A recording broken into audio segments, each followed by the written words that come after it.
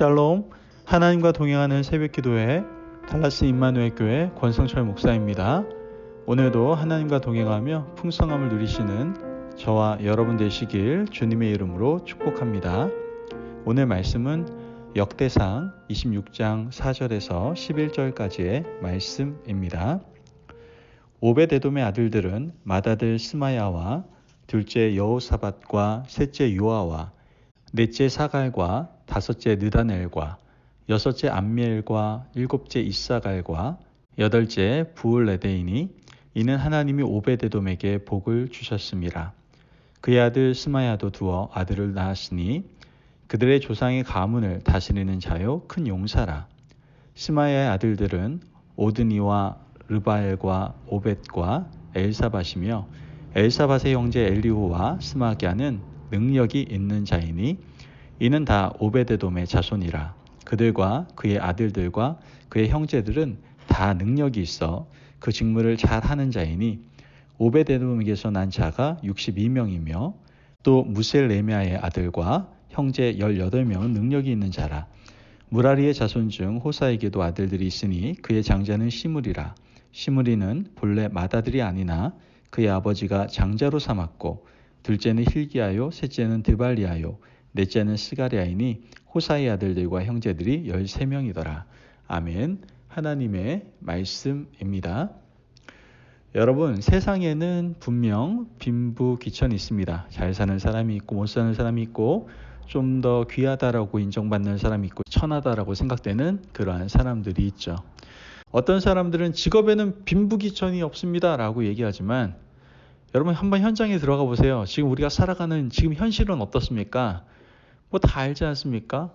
세상 직업에는 분명 귀함도 있고 천함도 존재하고 있고 눈에 보이지 않는 차별도 존재하고 있다라는 것이죠. 그렇다면 옛날은 어땠을까요? 우리나라 조선시대 혹은 그 이전이나 다른 나라도요. 옛날에는 명확한 빈부귀천이 존재했다라는 거예요. 그런데 솔로몬 시절은 좀 달랐습니다. 솔로몬 시절은 기원전 1000년경인데 성전 안에서 다스리는 모든 일과 하나님의 일을 맡은 일에는 빈부와 귀천이 존재하지 않았음을 우리는 성경을 통해서 보게 됩니다. 오늘 본문에서는 성전 문지기의 직분을 맡은 자들에 대해서 설명을 하고 있습니다.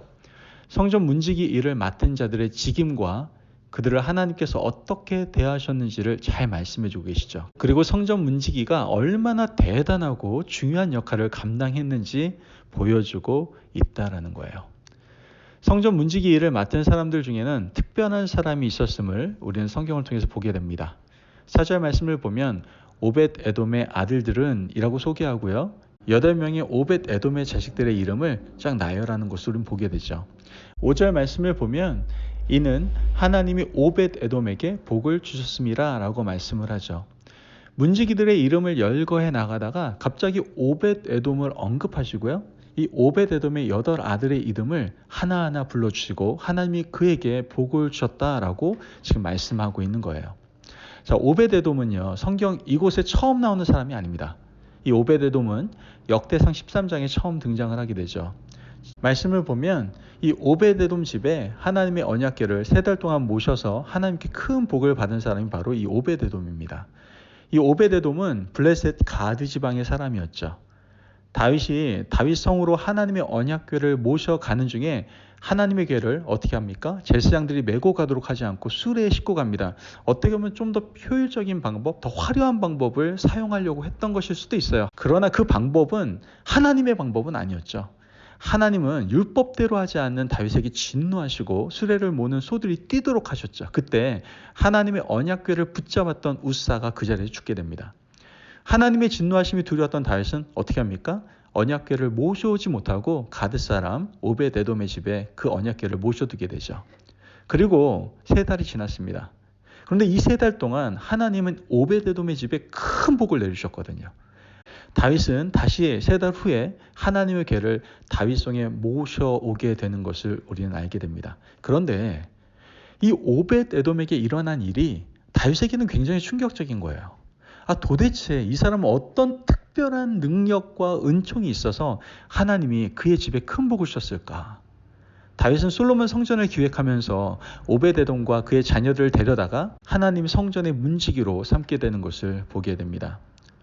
여러분, 이 오베데돔은요, 블레셋 지방 가드 사람이었다고 말씀드렸지 않습니까? 그의 이름의 뜻이요, 에돔 신의 예배자라는 뜻이에요. 또 다른 뜻은 에돔의 아들이라는 뜻입니다.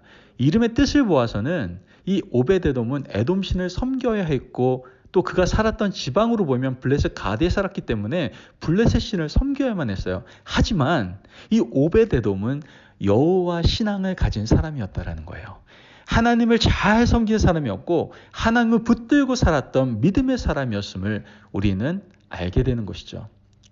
여러분, 출신이 어떠하든지 이름의 뜻이 어떻든지 부모가 그에게 어떤 이름을 붙여주었든지 지금 현재 그의 신앙에는 아무런 문제가 되지 않았다라는 거예요.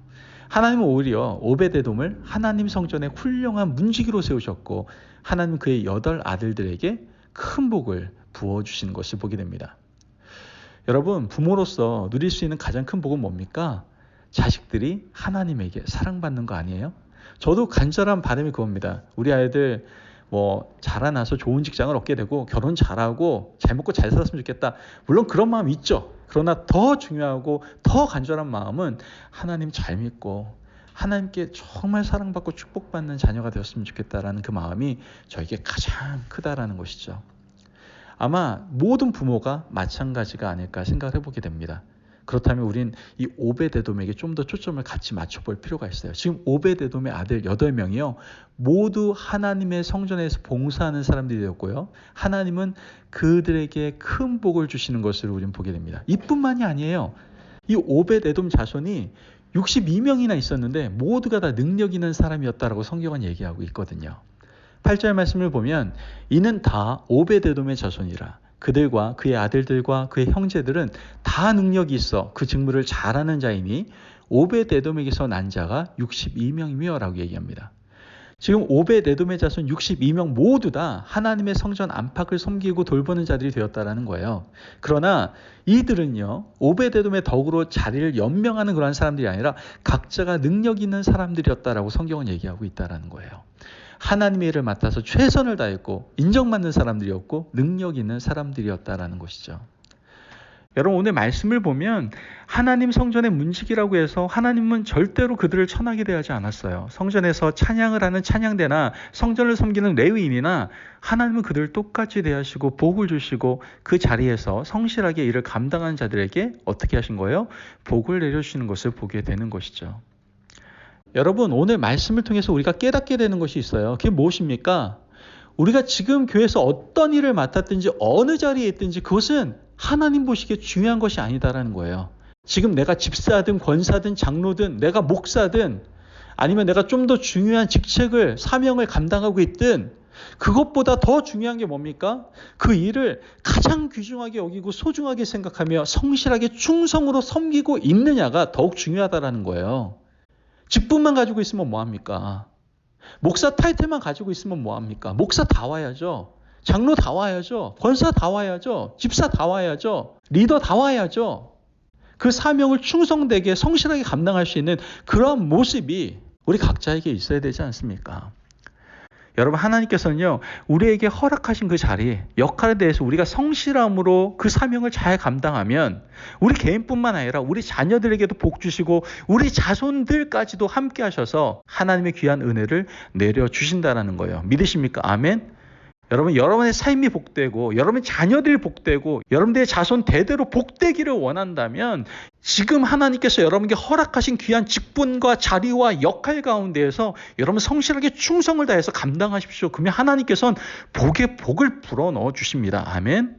우리 교회도 마찬가지입니다. 우리 교회 안에도 귀한 어린 영혼들이 많지 않습니까? 우리는 역적 부모입니다. 그 어린 영혼들이 복받기 위해서는 어떻게 해야 됩니까? 부모인 우리들이, 영적 부모인 우리들이 더욱더 깨어서 하나님의 사명을 잘 감당할 수 있어야 된다는 것이죠.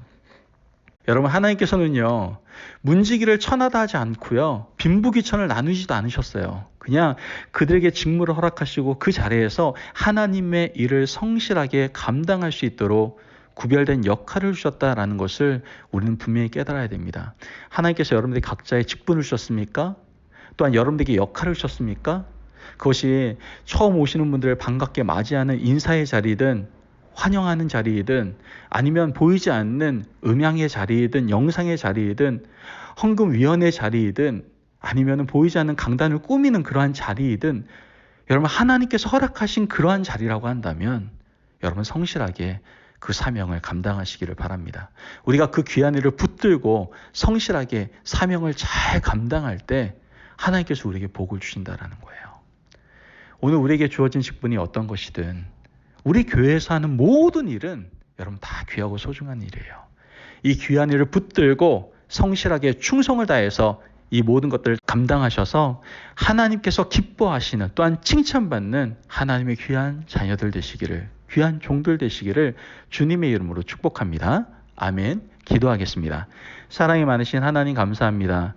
하나님께서 우리 각자에게 귀한 사명을 주시고 귀한 역할의 자리를 허락하여 주셔서 하나님께 충성되게 나아갈 수 있게 하시니 감사합니다. 하나님, 우리가 지금 맡고 있는 모든 자리에 귀하고 천한 자리는 없습니다. 하나님께서 허락하신 모든 자리가 귀하고 소중함을 우리가 깨닫고 맡겨진 거에 대해서 우리가 더욱더 성실하게 충성으로 감당할 수 있게 하셔서 더욱 하나님의 기쁨이 될 수 있는, 하나님께 칭찬받는 저희들 될 수 있도록 주님 도와주시옵소서. 감사함이 예수님의 이름으로 기도합니다. 아멘. 오늘도 하나님과 동행하며 풍성함을 누리시는 저와 여러분 되시길 주님의 이름으로 축복합니다. 여러분, 지금 하나님께서 교회에서 허락된 귀한 역할, 자리, 직분이 있지 않습니까? 어떤 직분이든 어떤 역할이든 어떤 자리이든 다 소중합니다. 다 귀한 자리입니다. 중요한 것은 내가 그 자리에서 그 역할 가운데에서 정말 성실하게 충성을 다하고 있는가? 하나님 그것을 보세요. 그리고 그것에 따라서 하나님께서 넘치시는 복을 저와 여러분에게 부어주실 줄을 믿습니다. 말씀 안에서 승리하십시오.